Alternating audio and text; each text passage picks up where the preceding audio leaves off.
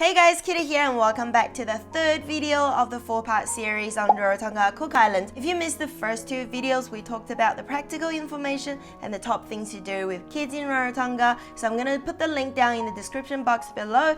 Also, don't forget we do have 4 blog posts on our website. And to those of you who are new to the channel, we've just launched probably the most compact family travel guide. It is specifically designed for busy parents and you can grab your copy down in the description box below for free. Alright, without any further ado, let's move on to today's video. And the first resort I'm going to recommend for families is the Rarotongan Beach Resort. The reason why we chose this 4-star resort is not only because of their family-friendly facilities, but also because of their very own marine reserve.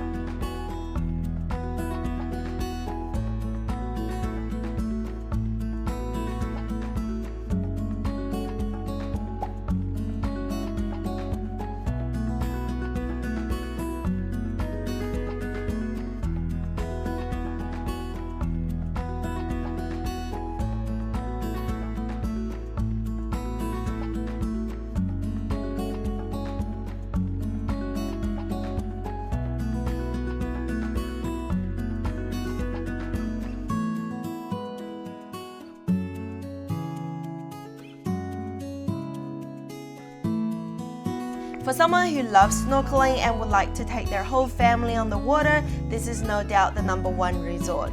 And the second family-friendly resort we can recommend is the very popular Edgewater Resort and Spa. Now, I can only comment on the pool area. Personally, that's because we've only got to experience that part during our stay. However, we did meet a lot of families on the island who would highly recommend the Edgewater Resort. They had a great time and they absolutely love their kids club.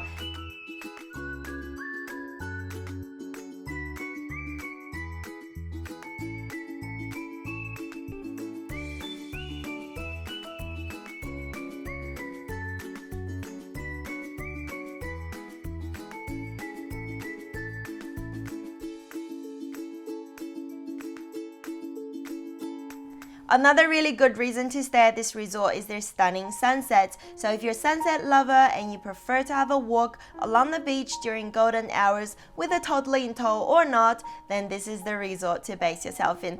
Although you do need a vehicle to get around due to the location of this resort. It's close to the airport but not really close to anywhere else. So if you want to get around the island, the easiest way is to have your own vehicle.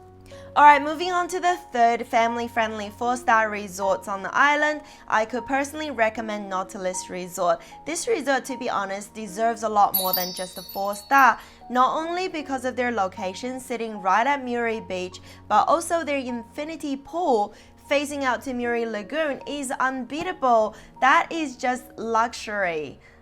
This resort is fully booked out during our stay, but we did manage to get a day pass by dining at their restaurant. I think if you spend about $38 per person, then you get to use their resort facility for the entire day. And that's a very common practice in resorts of Pacific Islands. So if you do have any resorts that you would like to stay in, but for any reason, either because they're too expensive or they're fully booked out, then you can always explore the option to get a day pass by using their facilities. And usually those hotels or resorts will offer you a credit or give you a wristband that you can wear for the day. Alright, there's just one last resort we need to mention, and that's Pacific Resort Rarotonga. Now, unfortunately, during during our stay, this resort was fully booked out, left to right, inside out. The facilities, the restaurants, rooms, everything was booked out. So unfortunately, we couldn't experience it and tell you firsthand. However, we did get to interact with some staff, and they're super friendly and very helpful. They tried their absolute best to squeeze us in the restaurant, but it didn't work out. Also, the location of this resort is really good. There's a top snorkeling spot not far from the resort, and because it sits in the heart of Muri, everything is within walking distance. So next time we would definitely book early and try out Pacific Resort Rarotonga. Alright, last but not least, let's introduce you to something slightly different than the 4-star resorts. This is a self-contained bungalow. Our family has chosen Aroko Bungalow in Muri this time. Initially, we actually booked this bungalow for an extra night on the night of our flight. Because our flight was at 11 p.m, we wanted to book something not as fancy, something slightly cheaper to stay an extra night. So Aroko Bungalow was our choice, and we didn't expect much for $100 a night. But to our surprise, not only the bungalow is super spacious, but we also have our very own, almost private backyard facing the water. There are 2 big beds, a wardrobe, storage space, a kitchen, kettle, plates, cutlery, cups. Everything was self-contained, and we really enjoyed our stay. There is just one thing to keep in mind. Although it's located in Muri, but it is about a 10 to 15 minutes walk to the heart of Muri. It's not too bad if you don't have any kids. If you do have a young child, it is just a little bit too far to walk to Muri, especially at night when it's all dark. We did manage it, however it wasn't very pleasant. If you do have a hired vehicle, then Aroko Bungalow could very well be your family's choice of accommodation. Alright guys, I hope that's not too much to take in. If you do need to refer back to anything we've talked about in the videos, don't forget to hop onto our website, download your free copy of travel guide on Rarotonga, link down below. So far we've covered all the practical information, top things to do, and where to stay with your kids in Rarotonga. So in the next video, we're going to be talking about where to eat with your kids in Rarotonga. So make sure you hit that subscribe button and stay tuned. We'll see you next week. Bye!